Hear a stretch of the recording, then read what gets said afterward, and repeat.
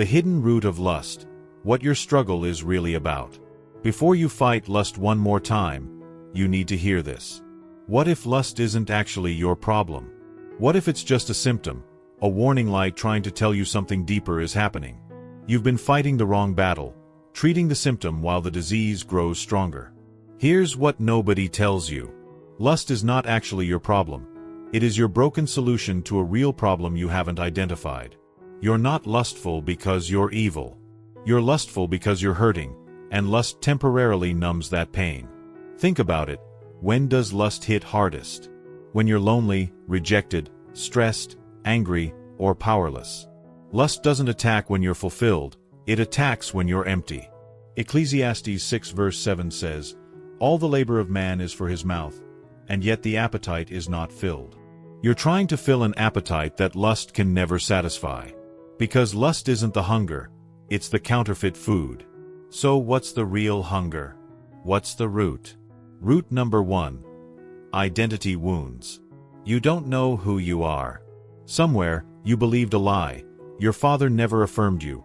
You were bullied, abused, and invisible. Deep down, you don't believe you're valuable, worthy, or even enough. So lust becomes counterfeit validation. Genesis 1 verse 27 says, God created man in his own image. You were created in God's image. Inherently valuable. But if you don't believe that, you'll keep trying to prove it through lust. And you'll stay empty. Root number 2. Unprocessed pain. You're medicating emotional pain, trauma, betrayal, loss, rejection, abandonment. Instead of processing it with God, with help, with community, you learn to numb it. Lust is your anesthesia. Proverbs 14 verse 13 says, even in laughter, the heart is sorrowful. Every time you turn to lust, you're saying, I'm hurting and I don't know how to heal. But numbing isn't healing, it's postponing, and the longer you postpone, the stronger lust's grip. Root number 3. Need for control. Maybe your job, your finances, your past, or other people's opinions control you. You feel like life is happening to you, not for you. So you turn to lust, the one place you feel in control. You choose what to look at, when, and for how long. In a powerless world, lust gives the illusion of power. But Proverbs 5 verse 22 says, he shall be holden with the cords of his sins. You think you're in control, but you're being controlled. The thing you turn to for power is enslaving you. Real power isn't in lust, it's in surrender to God. Root number 4. Intimacy deficit. You're starving for real intimacy. You were created for deep, authentic connection. But you learned it's not safe to be vulnerable, to be known, or to be seen. So now you're isolated, lonely, and disconnected. Lust becomes counterfeit intimacy. It feels like connection, but it's not, it's consumption. Genesis 2 verse 25 says, they were both naked, and were not ashamed. Real intimacy is being fully known and fully loved. Lust is being anonymous and temporarily stimulated. You're craving the real thing. Settling for counterfeit. Root number 5. Spiritual emptiness. You're trying to fill a God-shaped void with substitutes.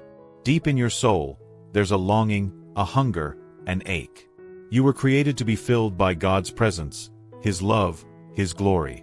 But when you're disconnected, distant, inconsistent, distracted, that void screams. And lust is loud enough to drown it out, temporarily. Psalm 63 verse 1 says, my soul thirsteth for thee, my flesh longeth for thee in a dry and thirsty land. Lust promises satisfaction but delivers dehydration. Only God can satisfy that thirst. So how do you uproot lust? Step 1. Identify your root.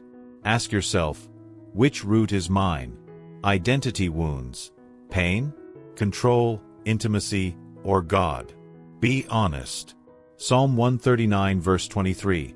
Search me, O God, and know my heart. Let Him reveal it. Step 2.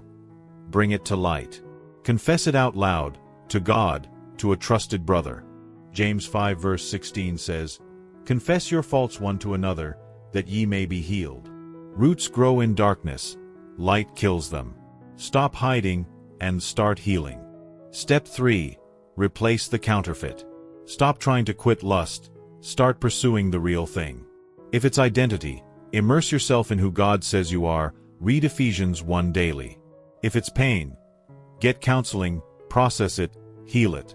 If it's control, surrender daily. If it's intimacy, pursue real relationships, be vulnerable. If it's God, seek His face like your life depends on it. Because it actually does. This week, do this. Write down which root is yours, journal about when it started, pray Psalm 139 verse 23 every morning, tell one person. That's it, simple but powerful. Healing starts with honesty, just give it time. Listen, you are not a lustful person, you are a hurting person who's been using lust to cope. Once you understand that, everything aligns. Stop fighting the fruit, kill the root. Because when you heal what's broken beneath the surface, lust loses its power. God will fill any emptiness you feel inside, and what God fills, stays filled. Drop a comment. Which root is yours? Stop fighting the symptom, let Him heal the root.